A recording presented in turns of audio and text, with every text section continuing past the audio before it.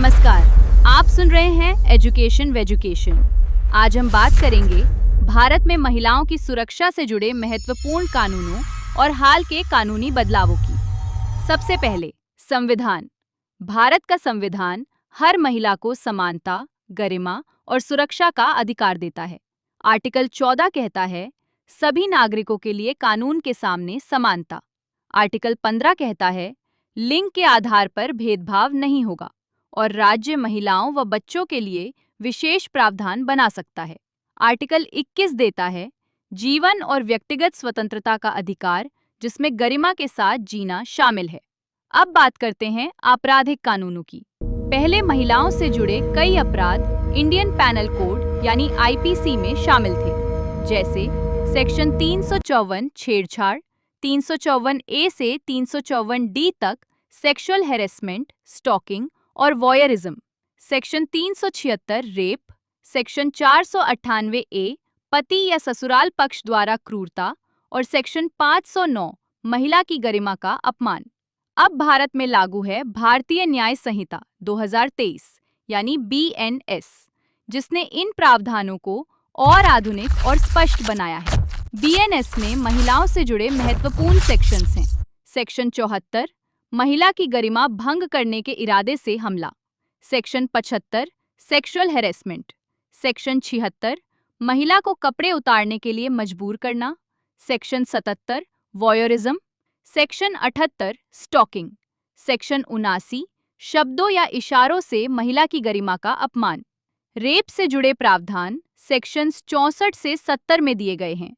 Section 64 rape की सजा, section 65 विशेष परिस्थितियों में कड़ी सजा, सेक्शन 66 यदि विक्टिम की मृत्यु हो जाए या वो अचेत अवस्था में चली जाए, सेक्शन 67 सेपरेशन के दौरान पत्नी के साथ यौन संबंध का अपराध, सेक्शन 68 अथॉरिटी का दुरुपयोग कर यौन संबंध, सेक्शन 70 गैंग रेप। इसके अलावा सेक्शन 85 पति या उसके रिश्तेदारों द्वारा क्रूरता से संबंधित है। घरेलू हिंसा से सुरक्षा के लिए protection of women from domestic violence act 2005 लागू है। ये कानून महिलाओं को फिजिकल, इमोशनल, सेक्सुअल और इकोनॉमिक अब्यूज से सुरक्षा देता है। साथ ही उन्हें रहने का अधिकार और आर्थिक सहायता भी प्रदान करता है। कार्यस्थल पर सुरक्षा के लिए sexual harassment of women at workplace act 2013 लागू है।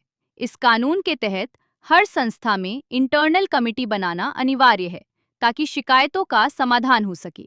दहेज के खिलाफ डाउरी प्रोहिबिशन एक्ट 1961 लागू है। इसके अनुसार दहेज लेना या देना एक दंडनीय अपराध है। बच्चों की सुरक्षा के लिए पॉक्सो एक्ट 2012 लागू है।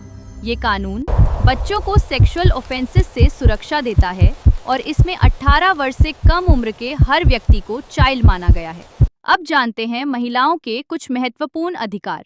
0 एफआईआर, किसी भी पुलिस स्टेशन में एफआईआर दर्ज कराई जा सकती है, चाहे अपराध कहीं भी हुआ हो। महिला की गिरफ्तारी सामान्यतः रात में नहीं की जा सकती और यदि विशेष परिस्थिति हो तो महिला पुलिस अधिकारी और मजिस्ट्रेट की अनुमति आवश्यक होती है। इसके अलावा रेप विक्टिम्स को मुफ्त चिकित्सा सुविधा का अधिकार भी दिया गया है।